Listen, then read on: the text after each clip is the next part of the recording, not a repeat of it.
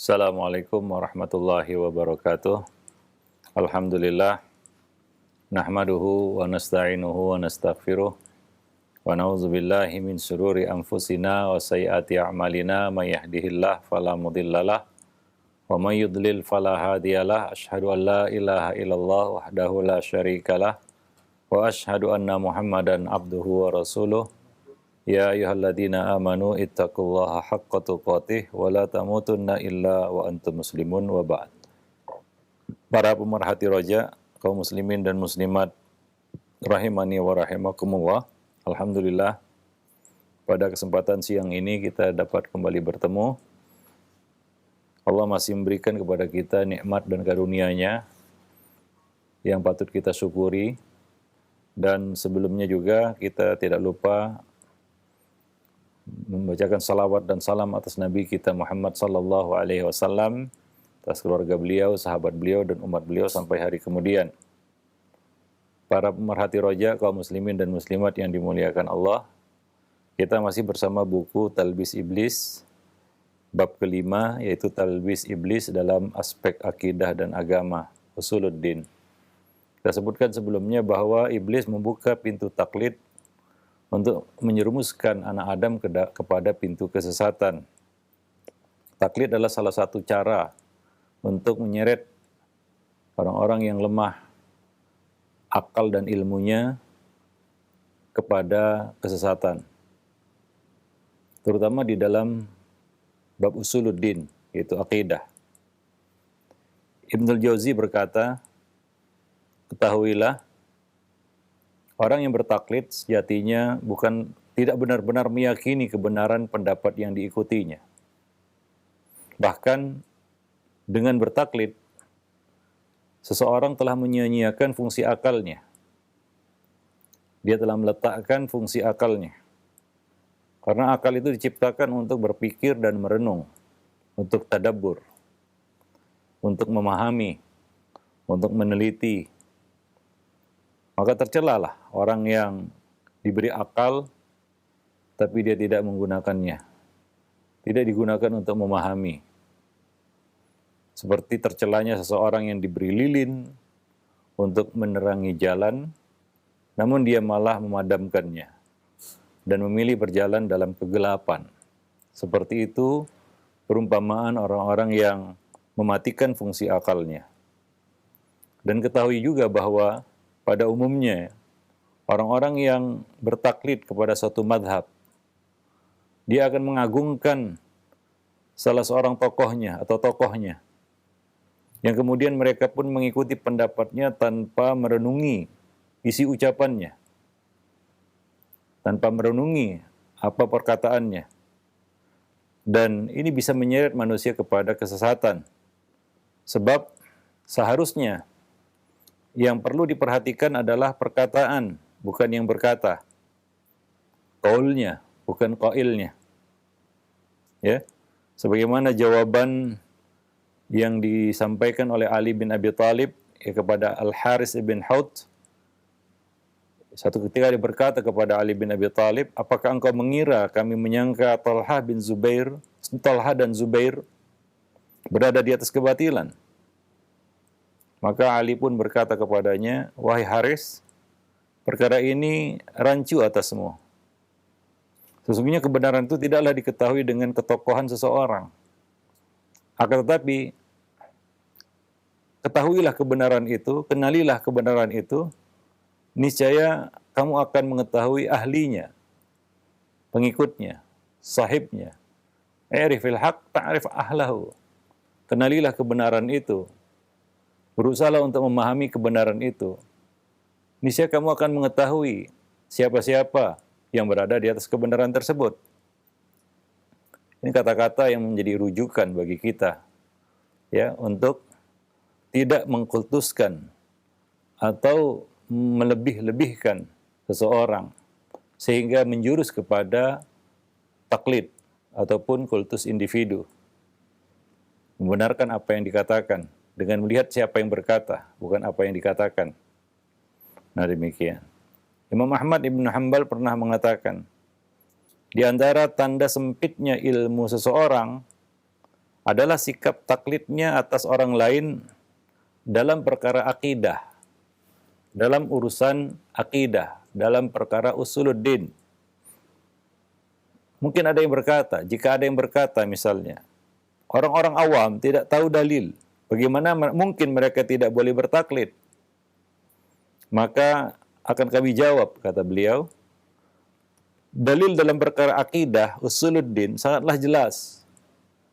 Maka kita lihat di dalam buku-buku akidah tidak ada pembahasan-pembahasan yang berkaitan dengan ijtihadiyah. Qaul fulan dan fulan, qaul fulan dan alan. Tapi berisikan dalil-dalil dari Quran dan Sunnah. Ya, tidak terisi dengan ijtihad seseorang ataupun pendapat seseorang. Ini ada perkara akidah yang jelas dalilnya, sangatlah jelas dalilnya. Sebagaimana yang telah kami sebutkan dalam bahasan terdahulu tentang ad-dahriyah. Ya, dalil semacam itu tidaklah samar bagi orang yang berakal. Orang yang punya akal dia akan tahu, wah ini ada dalilnya ini dan seterusnya. Sangat jelas. Seperti kita membaca buku-buku akidah, ya tidak susah untuk memahaminya. Ya, tidak banyak furuk-furuknya seperti masalah-masalah furu'iyah atau masalah-masalah fiqhiyah. Yang mungkin wajar samar atas orang-orang awam. Tidak begitu dalam urusan ataupun dalam masalah-masalah akidah. Ya, sementara dalam masalah-masalah furu'iyah, yaitu masalah-masalah fiqhiyah, karena begitu banyaknya kasus masalah-masalah yang ada di situ, maka tentu saja sulit bagi orang-orang awam untuk mengetahuinya. Bahkan besar kemungkinan dia bisa saja salah memahaminya. Maka dari itu yang paling maslahat bagi orang awam adalah dia mengikuti ya ijtihad salah seorang ulama yang telah mendalami dan mengkaji ilmu agama secara luas dalam masalah tersebut, ya, fatwa seseorang alim misalnya. Ya, dengan kata lain, ijtihad orang awam ada pada pemilihan ulama yang akan dia ikuti, ya, yang akan dia pilih, ya, atau yang dia pilih. Nah, itu ijtihad orang awam dalam masalah ini, ya, pada pemilihan ulama tersebut, ahli ilmunya. Tidak di dalam akidah, dia melihat dalilnya, apa yang dibawakan oleh ulama tersebut, dalil-dalilnya. Apabila tidak ada kosong dari dalil, ucapan isinya adalah qaul fulan dan alan, lalu mengapa kita mengikuti perkataan fulan dan alan dalam masalah tersebut? Ini bukan masalah ijtihadiyah, kembali kepada ijtihad seseorang. Ini adalah masalah usuluddin. Ya, masalah yang sudah jelas terang dalil-dalilnya, seterang matahari di siang bolong, tidak ada awan yang menutupi. Tidak ada alasan di situ untuk bertaklid, ya, untuk bertaklid. Sehingga kadang-kadang lucu sebagian orang berkata, ya, wah ini bagus, bagus bukunya, ya, seperti seorang yang mungkin tidak tahu, ya, Kitab Tauhid tulisan kita katakan Muhammad Tamimi, atau kita katakan buku Kitab Tauhid, ya, ketika dikoyak sampulnya, dia baca isinya, ternyata isinya dalil semua. Lalu dia katakan buku ini adalah buku yang bagus. Tapi ketika dia tahu siapa penulisnya, Muhammad bin Abdullah At-Tamimi, maka dia langsung menolaknya. Karena yang membenci orangnya, tidak menghiraukan lagi isinya. Karena bertaklid kepada orang-orang yang membencinya. Ya, walaupun dia katakan ini buku dalil semua isinya, Quran hadis, hadis yang sahih, ayat-ayat Quran yang jelas dalam masalah-masalah yang sudah jelas. Tapi kenapa ditolak? Mengapa ditolak? Ya karena bertaklid kepada orang-orang yang benci orang tersebut. Nah, tokoh tersebut, ulama tersebut. Nah, inilah dia musibah taklid yang menghalangi seorang untuk mengetahui kebenaran. Para pemerhati roja, kaum muslimin dan muslimat yang dimuliakan Allah. Nah, oleh karena itu, ya kita katakan dalam bab akidah, ya tidak ada alasan ya bagi orang awam ya untuk bertaklid sebenarnya. kalau dia mau berpikir, ya, dengan kemampuan berpikir yang paling rendah sekalipun. Karena ayat-ayat Quran itu jelas, hadis-hadis Nabi berkaitan dengan akidah juga sangat jelas. Ya, tidak susah untuk dipahami karena tidak perlu istihad ya untuk memahami itu, karena ini bukan masalah-masalah istihadiyah ataupun masalah-masalah fikhiyah. Ya, nah demikian. Maka Ibnu Jauzi berkata ya,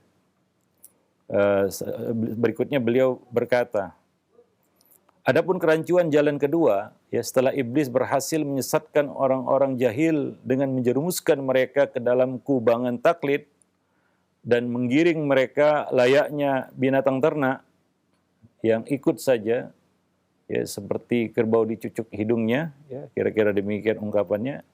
Ya, ia melirik orang-orang pandai, orang-orang yang pandai, orang-orang yang berilmu, lalu berusaha untuk menyesatkan mereka sesuai dengan kadar kemampuan dirinya dalam menguasai diri mereka, orang-orang tersebut. Ya, di antara mereka ada yang digoda oleh iblis untuk menganggap buruk, ya, menganggap buruk sikap taklid sikap taklid tersebut dan diperintahkan untuk berpikir. Lalu iblis mulai menyesatkan setiap individu dengan kecerdikannya dalam menggoda. Di antara mereka ada yang diperlihatkan oleh iblis bahwa mengikuti lahiriah syariat itu adalah suatu kelemahan. Lalu iblis menggiring mereka untuk mengikuti ajaran-ajaran ilmu kalam, filsafat misalnya, yang terlalu membesar-besarkan dan mendewakan akal. Ini sisi yang lain. Ya, ketika ya sebagian orang tidak bisa mengendalikan akalnya, tidak tahu batas akalnya, maka iblis datang dari sisi itu. Itu adalah kelemahannya. Ya. Dia menolak bertaklid, tapi dia tidak tahu batas akalnya. Ya. Maka iblis melirik orang-orang yang sepertinya pintar dan pandai ini, sepertinya berakal dan punya kemampuan berpikir yang lebih, ya, untuk ya kita katakan menggunakan akal itu tidak pada tempatnya, ya, untuk berpikir secara liar, ya, maka disesatkan oleh iblis dari jalan yang lain, ya. Nah demikian, ketika mereka menganggap buruk sikap taklid itu dan mendorong untuk berpikir, nah mereka digiring untuk berpikir secara liar. Hingga iblis akan terus berupaya menyesatkan mereka hingga benar-benar mengeluarkan mereka dari Islam. Ya, kita tahu banyak tokoh-tokoh ilmu kalam yang akhirnya bingung tentang Rob yang mereka sembah. Seperti Al-Amidi pernah meninggalkan sholat selama 40 hari karena dia ragu, dia bimbang, dia bingung tentang Rob yang dia sembah. Ya. Ini akibat dari ya, mendalami ilmu kalam, ilmu filsafat. Ya, sehingga dia terombang-ambing dalam kebimbangan. Ya. Mana kebenaran sejati yang harus dia ikuti? Ya. Nah, ini disesatkan iblis dengan akalnya. Ya, maka akal itu harus ditempatkan dengan tepat, ya. Digunakan menurut fungsinya sehingga membimbing dan menuntun seseorang itu kepada kebenaran, ya, bukan kepada kebatilan dan kesesatan. Di satu sisi sebagian orang tidak menggunakan akalnya sama sekali. Di sisi yang lain, ya, sebagian kelompok atau sebagian orang menggunakan akalnya secara liar, tidak mengerti batas-batasnya, dan keduanya sama buruknya. Yang selamat adalah yang tengah, yang menggunakan akalnya dan tahu batasnya. Yang menggunakan akalnya untuk memahami dan tahu batas-batas akal itu. Nah demikian. Ya. Nah di antara mereka ada yang disesatkan oleh iblis untuk tidak meyakini selain sesuatu yang bisa ditangkap oleh panca indera. Ya, sebagian orang disesatkan oleh iblis untuk tidak meyakini apapun kecuali sesuatu yang bisa ditangkap oleh panca indera, ya, yaitu menghilangkan kepercayaannya kepada perkara yang gaib, sesuatu yang tidak nampak, yang Allah sebutkan di dalam awal surat Al-Baqarah, alladzina yu'minuna bil ghaib. Nah, orang-orang ini ya disesatkan oleh iblis untuk meragukan segala hal yang tidak bisa ditangkap oleh panca indera.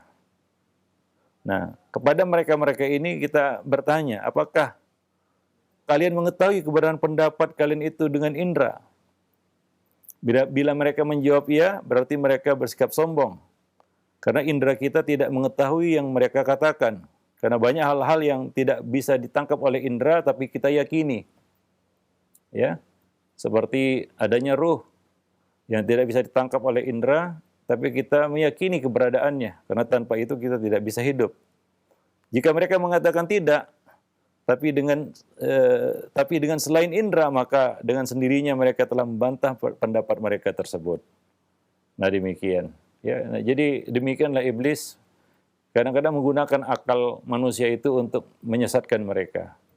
Bisa dari sisi mereka tidak menggunakan akal itu, mematikan fungsinya, atau mereka memfungsikannya tidak secara tepat. Ya, nah demikian. Dan yang selamat adalah seperti yang kita sebutkan tadi, orang-orang yang menggunakan akalnya untuk berpikir, yang Allah Subhanahu wa taala sebutkan ini termasuk orang-orang yang beruntung, yaitu yang berpikir. Afala ta'qilun, afala tatafakkarun. Ya, perintah untuk berpikir dan pujian Allah Subhanahu wa taala kepada orang-orang yang mau berpikir. Kemudian mereka tahu batas-batas akal mereka. Mereka mengetahui ya bahwa akal itu tidak bisa untuk mengetahui semua perkara. Ya, ada hal-hal yang harus itu diimbangi ataupun diiringi dengan keimanan. Ya, terutama hal-hal yang gaib yang tidak bisa dilihat oleh panca indera kita. Nah, demikian. Wallahu a'lam bissawab. Nah, oleh karena itu ya kita katakan salah satu cara iblis menyesatkan anak Adam dalam bab akidah adalah ya membuat mereka keliru di dalam menggunakan akal. Ya, ima mereka bertaklid secara membabi buta, bahkan cenderung kepada sikap talfik. Ada yang kebablasan ya mengikuti akal tanpa aturan atau tanpa batas. Wallahu a'lam bishawab. Oleh karena itu, ya kita katakan hasil ya dari ilmu kalam ataupun akhir dari perjalanan kita katakan perjalanan ya intelektual dari seorang ahli kalam adalah keraguan dan keguncangan. Keraguan dan kebimbangan. Itulah ujungnya. Seorang misalnya mendalami ilmu kalam, ya, dia tidak akan dapat mengambil satupun kesimpulan dari apa yang dia telusuri dan dia pelajari. Ya, akan berakhir kepada keraguan dan keguncangan dan akhirnya dia memilih ya dengan hawa nafsunya. Ya, dengan hawa nafsunya, bukan dengan akalnya lagi. Tapi dengan hawa nafsu, apa yang dia pandang enak dan lezat menurut hawa nafsunya. Itulah akhir perjalanan dari ya kita katakan seorang ahli kalam ataupun orang yang mendalami ilmu kalam atau ilmu filsafat. Ya, nah demikian. Beliau mengatakan di sini kondisi para ahli kalam beraneka ragam. Ilmu kalam ini sudah menyeret para penganutnya kepada kebimbangan serta menjadikan sebagian lainnya berpaham ateis. Ya. Yang sudah kita bahas sebelumnya, ya banyak orang-orang yang terjebak kepada pemahaman seperti ini ya karena tidak bisa menggunakan akal secara baik. Ya, ulama salaf dahulu tidak membahas ilmu kalam. Ya, mereka bahkan mencela dan menulis buku tentang celaan terhadap ilmu kalam. Ya. Bukan lantaran mereka tidak mengetahuinya atau tidak mampu untuk mempelajarinya. Akan tetapi mereka berpandangan bahwa ilmu kalam itu tidak dapat memuaskan diri mereka dari dahaga, tidak bisa menyampaikan mereka kepada tujuan. Bahkan menyebabkan orang yang sehat menjadi sakit. Oleh karena itu mereka tidak membicarakannya dan mereka melarang umat untuk mendalaminya atau larut di dalamnya atau tenggelam di dalamnya. Bahkan Al-Imam Syafi'i rahimahullah mengatakan, apabila seorang hamba diuji dengan segala sesuatu yang dilarang Allah selain kesyirikan, itu lebih baik baginya daripada belajar ilmu kalam. Ya, belajar ilmu kalam. Ya, nah demikian. Demikian pula beliau mengatakan, Al-Imam Syafi'i juga berkata, masih berkenaan dengan celaan terhadap ilmu kalam, ya, apabila engkau mendengar seseorang mengatakan nama adalah sesuatu yang dinamai atau bukan sesuatu yang dinamai. Ini satu kita katakan pembahasan di dalam ilmu kalam, ya, tentang hakikat sesuatu dan kaitannya dengan nama sesuatu. Maka saksikanlah bahwa ia termasuk ahli kalam dan dia tidaklah beragama. Ini kita katakan syubhat-syubhat yang dibawakan oleh kaum Mu'tazilah untuk menolak sifat-sifat Allah, bahwa nama itu tidak mengandung sifat. Ya, bahwa Allah memiliki nama Al-Alim misalnya, bisa saja tanpa ilmu. Allah Subhanahu wa taala memiliki nama misalnya Aziz, mungkin saja itu tanpa izzah. Ya, tidak harus. Ya, nama itu adalah sesuatu yang dinamai atau bukan sesuatu yang dinamai. Ya, tidak menjadi suatu kepastian atau satu ketentuan yang sifatnya mutlak. Orang dikasih nama alim berarti dia punya ilmu. Nah, ini permainan ilmu kalam, terutama untuk menolak ya kandungan yang ada di dalam nama-nama Allah, kandungan ya, sifat-sifat yang terkandung di dalam nama-nama Allah Subhanahu wa taala. Maka Al-Imam Syafi'i mengatakan, maka saksikanlah bahwa dia termasuk ahli kalam. Bahwa dia membahas itu karena dia mempelajari ilmu kalam. Ya, karena itu berasal dari situ. Karena ilmu kalam ini dibangun di atas perdebatan. Nggak ada ya hambar rasanya ilmu kalam atau filsafat tanpa perdebatan. Maka para salaf dulu membenci perdebatan, jidal. Apalagi dasarnya adalah ilmu kalam. Yang tujuannya bukan untuk mencapai kebenaran. Hanya membuat bingung saja.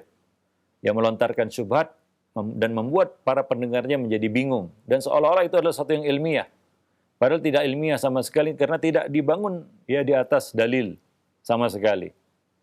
Nah, tidak akan bertemu ilmu kalam dengan dalil syar'i. Ya, justru pasti bertabrakan. Ya. Dan pasti ada yang harus dikorbankan di situ. Dan kita tahu bagaimana ahli kalam bermuamalah dengan dalil-dalil syar'i, baik itu dari Al-Qur'an maupun As-Sunnah. Al-Qur'an mereka takwil. Ya. Mereka takwil. As-Sunnah bisa mereka takwil, tapi yang pertama mereka lakukan adalah mereka tolak. Ya, dengan mengatakan ini khobar ahad, tidak bisa membangun satu keyakinan dan lain sebagainya. Ya. Begitulah muamalah ahli kalam terhadap nas-nas syar'i, baik itu Al-Qur'an maupun hadis. Ya, para pemerhati rojak kaum muslimin dan muslimat yang dimuliakan Allah. Ya. Nah, dalam kesempatan lain Al-Imam Syafi'i juga berkata, ya, ketetapanku, hukumku terhadap ahli kalam adalah mereka dicambuk dengan pelepah kurma dan diarak keliling kampung lalu diumumkan. Ya, diserukan, inilah balasan bagi orang yang meninggalkan Al-Qur'an dan As-Sunnah dan mengambil ilmu kalam.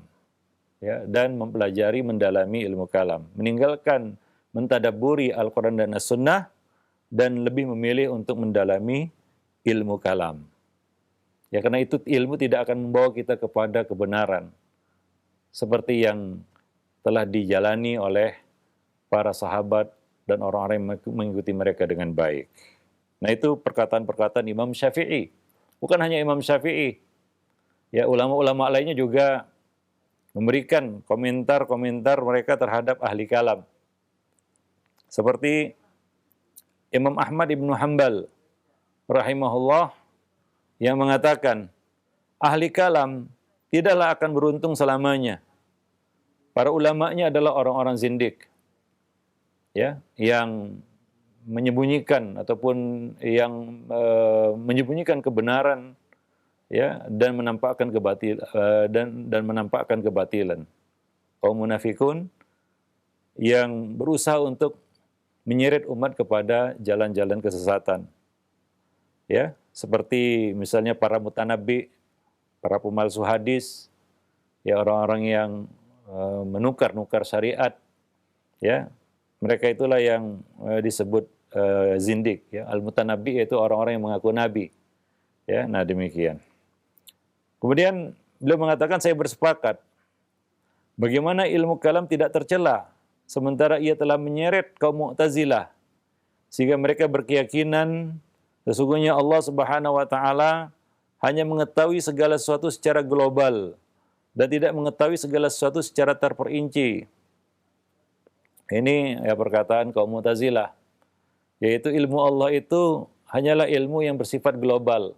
Rinciannya Allah tidak tahu. Ya, rinciannya Allah Subhanahu wa taala tidak mengetahui. Ya, Allah Subhanahu wa taala hanya tahu segala sesuatu secara global. Ya, adapun rinciannya itu luput dari ilmu Allah Subhanahu wa taala. Ya. Nah, demikian. Taib. Jahm bin Safwan salah satu tokoh Mu'attilah, ya. Jahmiyah, Jahm bin Safwan mengatakan ilmu, kuasa dan hidup Allah adalah muhdas, itu sesuatu yang baru, yang muncul belakangan, ya, yang muncul belakangan, sesuatu yang muhdas, sesuatu yang baru, ya, yang bisa saja belum ada sebelumnya, kemudian ada, itulah muhdas, ya. Nah, Jahm bin Safwan mengutarakan pendapat seperti itu, ya. Ini jelas ya suatu hal yang batil karena Allah Subhanahu wa taala ya ada sebelum segala sesuatu itu ada. Ya, dan dialah yang mengadakan segala sesuatu, ya. Nah demikian, termasuk di dalamnya adalah sifatnya, ya, seperti ilmu, kuasa dan hidup Allah Subhanahu wa taala bukanlah sesuatu yang muhdas, bukanlah sesuatu yang diciptakan, karena itu adalah sifat Khalik yang melekat pada Khalik, ya, tidak terpisah darinya, ya. Ada sifat-sifat zatiyah adalah sesuatu yang tidak lepas Allah darinya. Ya, Allah Subhanahu wa taala Maha mengetahui, punya sifat al-ilm. Ya, tidak pernah terjadi sedetik pun Allah lepas dari sifat itu. Kuasa, tidak pernah sedetik pun Allah Subhanahu wa taala lepas dari sifat itu. Demikian juga hidup. Ya. Ini adalah sifat-sifat dzatiyah. Ya. Tidak berkaitan dengan kehendak Allah Subhanahu wa taala. Berbeda dengan sifat-sifat fi'liyah. Ya, yang berkaitan dengan kehendak Allah. Kalau Allah menghendaki, Allah melakukannya. Seperti ya Allah Subhanahu wa taala memiliki sifat kita katakan turun ke langit dunia ketika Allah menghendaki. Ya, saat Allah menghendaki dan bagaimana Allah menghendaki. Yaitu sifat berkaitan dengan perbuatan Allah Subhanahu wa taala. Nah, demikian. Ya, jadi tokoh Jahmiyah ini berusaha untuk menisbikan sifat-sifat itu dan menolak sifat-sifat tersebut. Ini ada akibat dari yang mempelajari ilmu kalam tadi. Oleh karena itu ya, apa yang dikatakan oleh Al-Imam Syafi'i, orang yang belajar ilmu kalam, ya paginya dia berakal, mungkin sorenya dia sudah gila ataupun ya dia tidak memiliki akal lagi. Ya, seperti yang dikatakan ya bahwa seorang hamba ya mungkin saja dia diuji dengan segala hal yang dilarang Allah selain syirik, ya. Mungkin dia diuji dengan maksiat dan lain sebagainya. Ya. Itu lebih baik daripada perbandingannya adalah jika dia jatuh ke dalam ilmu kalam tadi. Yang bisa merusak semuanya.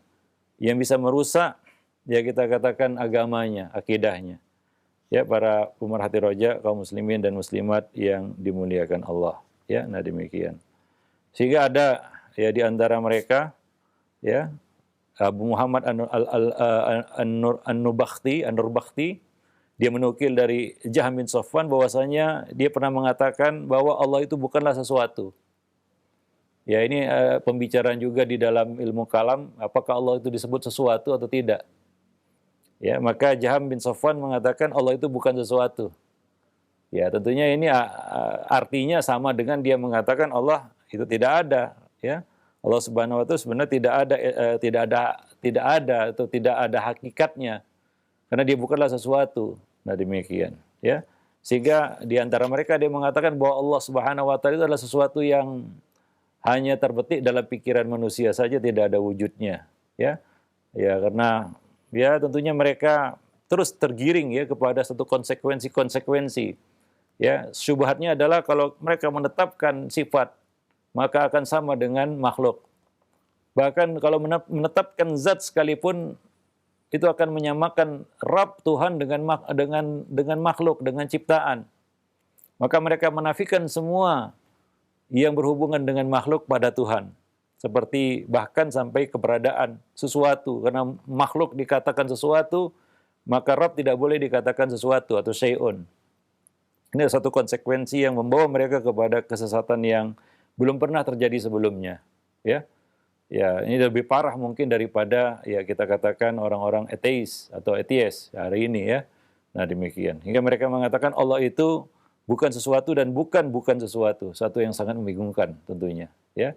Bahkan Ibnu Taimiyah berkesimpulan bahwa Al-Jahmiyah ini ya mensifati Allah dengan satu yang ma'dumat, mustahilat. Ya, yang ma'dum, yang tidak ada dan mustahil, yang mamnuat, yang tidak mungkin dicerna oleh akal. Allah tidak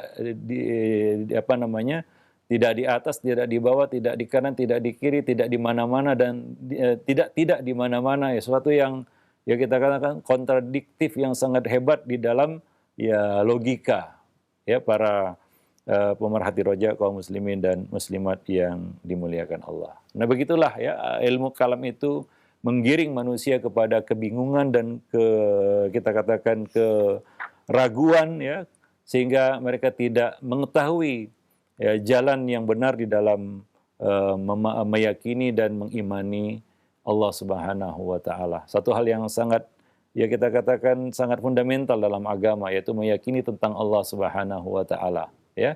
Nah, wajar kalau tokoh-tokoh mereka seperti ya kita katakan Al-Amidi ya, sempat bingung dia tentang Rabb yang dia sembah begitu, hingga dia tidak sholat selama 40 hari. Yang kemudian tidak tahu Al-Amidi ini adalah salah satu tokoh ya di dalam ilmu usul fikih ya. Dia menulis sebuah ya, buku tentang usul fikih dan pada akhirnya dia bertobat juga akhirnya. Ya banyak ya tokoh-tokoh filsafat ahli kalam ini yang pada akhirnya dia bertobat dan mereka menyatakan kami kembali kepada keyakinan yang diyakini oleh orang-orang awam. Ya artinya apa? Sesuatu yang mungkin mereka anggap sebelumnya adalah sesuatu yang sangat receh dan mendasar ya, yang tidak ya kurang ilmiah, yang kurang mendalam. Dan pada akhirnya mereka sampai kepada kesimpulan yang kita sebutkan tadi, yaitu kembali kepada akidah keyakinan awam yang dahulunya mereka cela dan mereka rendahkan ya. Nah, itu menunjukkan bahwa ilmu kalam itu membawa mereka kepada ya kita katakan jalan yang tidak berujung ya, tidak ada tujuannya dan tidak ada kesimpulannya, yang malah membuat mereka menjadi ragu dan bingung ya para pemerhati roja dan kaum muslimin dan muslimat yang dimuliakan Allah. Karena itu ya para ulama kita sepakat mencela ilmu kalam dan melarang untuk mendalami ilmu kalam ini ya. Nah demikian, wallahu a'lam bishawab. Nah demikian saja, mudah-mudahan bermanfaat bagi kita semua. Aqulu qouli hadza astaghfirullah li wa lakum wa lisairil muslimin innahu huwal ghafurur rahim. Nah, jazakallahu khairan wa barakallahu fikum Ustaz atas penyampaian materi yang sangat bermanfaat di kesempatan ini berkaitan dengan taklid buta. Nah, ikhwata silama azakumullah, silakan bagi Anda yang ingin bertanya dapat mengirimkan pertanyaan melalui pesan singkat. Kita beralih ke pertanyaan. Assalamualaikum warahmatullahi wabarakatuh Ustaz. Dari hamba Allah Ustaz, apakah diwajibkan bagi setiap muslim untuk mengikuti salah satu mazhab Maliki, Hanafi, Hambali atau Syafi'i? Jika iya, maka mazhab mana yang lebih utama? Apakah benar bahwa mazhab Syafi'i adalah mazhab yang paling banyak menyebar di kalangan umat Islam? Ya, tidak bagus pertanyaannya. Tidak ada kewajiban, ya, tidak ada kewajiban, keharusan, ya, untuk mengikuti salah satu dari 4 mazhab itu.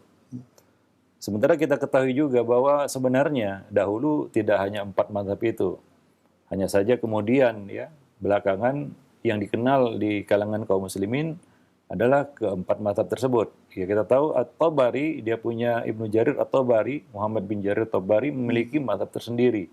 Demikian pula para ulama yang lainnya seperti Al-Auza'i dan lain sebagainya. Mereka tidak terikat dengan mazhab-mazhab ini. Bahkan mereka ada yang lebih dulu ada sebelum mazhab-mazhab ini ada. Kan gitu. Kalau itu ada satu keharusan dalam beragama, bagaimana dengan orang-orang yang ada sebelum mazhab ini ada?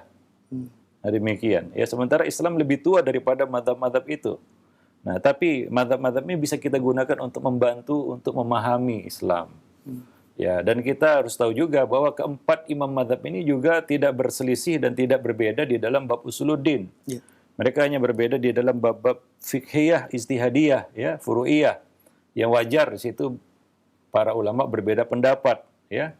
Nah, dan bagi para awam tadi untuk masalah-masalah seperti ini, kalaupun mereka tidak bertaklid, maka kesalahan di dalam memahami lebih besar lagi, ya. Maka di sini ada keringanan ataupun ada jalan bagi mereka untuk memilih pendapat yang mereka rasa ini adalah pendapat yang benar, kan begitu ya. Nah, kewajiban mereka adalah mengetahui, mengenali ulama-ulama yang berada di atas al-haq, yang berada di atas manhaj yang benar, ya, untuk mereka ikuti pendapatnya di dalam masalah-masalah furu'iyah tanpa dibarengi dengan sikap berlebihan hulu, kultus individu yang bisa merembet ini, ya. Kita katakan taklid dalam bab akidah itu diawali dari taklid dalam bab-bab furu'iyah, ya, hingga membawa akhirnya tergiring kepada taklid di dalam bab-bab usuliyah, ya, usuluddin, para pemerhati rojak kaum muslimin dan muslimat yang dimuliakan Allah. Jadi tidak ada kewajiban, ya, kalau ditanya apakah wajib, tidak. Ya, bahkan ya kita katakan kita tidak boleh terikat dengan salah satu mazhab yang ada, ya. Seperti para ulama, sebut saja misalnya Ibnu Hajar al-Asqalani. Ya, orang-orang mengenal bahwa beliau adalah salah seorang ulama dalam mazhab Syafi'i. Tapi kita tahu bahwa pendapat-pendapat Ibnu Hajar al-Asqalani, ya, tidak selalu mengikuti pendapatnya Imam Syafi'i. Ya, beliau kadang-kadang mengikuti pendapat-pendapat ulama-ulama dan imam-imam yang lain. Ya, nah demikian. Hanya saja beliau besar di mazhab itu, ya, dan menuntut ilmu dimulai dari mazhab tersebut. Nah, untuk sebagai alat bantu untuk bisa memahami agama secara utuh, ya, ataupun secara global, ya, tentunya ya akan sulit kalau kita berjalan sendiri, kan begitu. Nah, jadi perlu, ya, kita katakan seperti ulama-ulama sebelum kita, mereka tumbuh dari satu mazhab tertentu, tapi kemudian mereka independen, ya, artinya mereka tidak terikat dengan mazhab itu. Ya, seperti Ibnu Taimiyah juga, basicnya adalah beliau tumbuh di atas mazhab Hambali. Tapi kita tahu bahwasanya beliau, ya, tidak selalu dan tidak harus mengikuti pendapat mazhab tersebut. Ya, dan beliau adalah orang yang paling tahu tentang mazhab Hambali. Tapi beliau tidak terikat dengan mazhab itu. Ya, nah demikian. Wallahu. Dan seperti juga, ya, apa namanya, Abu Yusuf, ya, Muhammad bin Hasan Asy-Syaibani yang merupakan murid-muridnya Imam Abu Hanifah. Kita tahu bahwasanya Abu Yusuf, bahkan Muhammad bin Hasan Asy-Syaibani berguru dengan Imam Asy-Syafi'i, kita katakan, ya, mengambil faidah, ya, dari Al-Imam Asy-Syafi'i, ya. Nah demikian. Padahal beliau adalah muridnya Abu Hanifah, ya, rahimahullah. Nah demikian. Dan beliau juga kadang-kadang mengikuti pendapat Imam Syafi'i rahimahullah. Nah demikian. Jadi tidak ada rivalitas ataupun permusuhan yang dimunculkan oleh para muqallid, ya. Ya, sehingga seolah-olah antara satu mazhab dengan mazhab yang lainnya itu tidak tidak akur dan selalu berselisih, dan berselisih di sini maksudnya adalah berkonflik, ya. Nah demikian. Wajar perbedaan pendapat itu terjadi di dalam bab-bab fikih. Tapi mereka satu di dalam kita katakan perkara-perkara usuluddin, ya. Nah, baik itu Abu Hanifah, Malik, Syafi'i, Ahmad, dan imam-imam yang lainnya. Wallahu a'lam bishawab. Baik. Jazakallah khairan Ustaz atas jawaban yang disampaikan. Semoga bermanfaat untuk penanya. Masih pertanyaan melalui pesan singkat kembali dari Pak Ian di Jawa Barat. Assalamualaikum warahmatullahi wabarakatuh. Ustaz, bagaimana caranya agar kita tidak bersikap taklid buta pada seseorang karena kita masih pemula dalam belajar agama, Ustaz? Mohon solusinya. Syukur. Ya, seperti yang dikatakan oleh Ali bin Abi Thalib, "I'rifil haq ta'rif ahlahu." Kenalilah kebenaran, kamu akan mengetahui ahlul haq, atau orang-orang yang berjalan di atas kebenaran itu. Jangan terbalik, ya. Ya, seperti yang dikatakan oleh Ibnul Jauzi, ya. Ya, kita katakan orang-orang yang mengikuti satu mazhab biasanya akan mengagungkan tokohnya, kan begitu, ya. Sehingga dia lebih melihat kepada siapa yang berkata, bukan apa yang dikatakan. Ya, maka dari itu obatnya adalah ya kita terus belajar dan belajar menuntut ilmu, kan begitu ya. Ya. Dengan itu kita bisa meningkatkan ya kita katakan derajat ya ilmu dan pengetahuan kita. Ya, nah kita bisa terlepas dari ya bayang-bayang takdis ya pengkultusan yang berlebihan, kan begitu. Yang itu bisa menyeret dia kepada taklid ya baik itu dalam bab-bab fikih maupun dalam bab-bab kita katakan akidah. Nah demikian. Wallahu alam bisawab. Sehingga ya kita tahu perkataan para para muqallid madhab seperti misalnya salah seorang muqallid madhab Hanafi berkata, ya apapun yang bertentangan dengan qaul imam, yaitu maksudnya Imam Abu Hanifah, Ya. maka takwillah dia atau tolaklah dia. Kalau nggak ditakwil ditolak begitu. Artinya jangan terima sama sekali apapun ceritanya. Nah ini kan sudah menggiring kepada ya kita katakan taklid buta yang tercela ya, yang diinginkan oleh iblis dan bala tentaranya seperti itu kan begitu. Jadi teruslah menuntut ilmu ya sedikit demi sedikit ya akan terbuka bagi kita. Akan kita tahu ya. Maka apa yang dikatakan oleh Imam Ahmad, Imam Ahmad pernah berpesan la tuqallid ya malikan wala syafi'iyan wala auza'iyan wala thauriyan ya walakin khudh min haitsu akhadhu. Demikian kata Imam Ahmad. Jangan kamu bertaklid kepada Malik, kepada Syafi'i, Auza'i atau Sufyan Ats-Tsauri, tapi ambillah dari mana mereka mengambilnya. Artinya mereka juga menempuh jalan hingga sampai kepada tahapan itu. Maka kamu juga bisa menempuh jalan itu. Nah demikian, yaitu dengan menuntut ilmu. Ya walaupun ya berapalah yang ditinggalkan oleh yang terdahulu bagi orang-orang yang datang kemudian. Akan tetapi ya kita katakan ilmu itu adalah karunia anugerah dari Allah Subhanahu wa taala diberikan kepada siapa saja yang dikehendakinya. Maka tidak ada kita katakan alasan untuk berpangku tangan dan tidak mau menuntut ilmu dan berpuas diri dengan taklid ya. Nah demikian. Nah itu ya seperti yang dikatakan oleh Ibnul Jauzi, seperti orang yang diberi lilin untuk menerangi jalan, tapi dia lebih memilih mematikan lilin itu, ya, dan memilih berjalan dalam kegelapan, ya. Yang jadi pertanyaan, sampai kapan kita terus bertaklid begitu ya? Nah, apakah sampai ya kita katakan mati kita terus bertaklid ya, dan sama sekali tidak ya perlu untuk cari tahu dan mengetahui, ya seperti yang ditarghib oleh Imam Ahmad, wa khudh min haitsu akhadhu, dan ambillah dari mana mereka mengambilnya. Ya, nah artinya apa? Pelajari sebagaimana mereka mempelajarinya, itu maksudnya. Ya. Pelajari itu sebagaimana mereka mempelajarinya. Ya, nah demikian. Wallahu alam bisawab. Ilmu adalah anugerah dari Allah Subhanahu wa taala diberikan kepada siapa yang dikehendakinya. Ya kita bisa lihat ya misalnya ya ulama-ulama ya mutaakhirin ya yang Allah beri pemahaman dan ilmu yang luar biasa juga ya. Ya. Ya seperti Syekh bin Baz, Al-Albani, Syekh bin Utsaimin dan ya ulama-ulama seperti mereka. Wallahu a'lam bishawab. Baik. Syukran wa jazakallahu khairan Ustaz atas jawabannya. Semoga bermanfaat untuk penanya dan kita semua yang menyimak. Pertanyaan terakhir di kesempatan ini dari hamba Allah. Assalamualaikum warahmatullahi wabarakatuh Ustaz.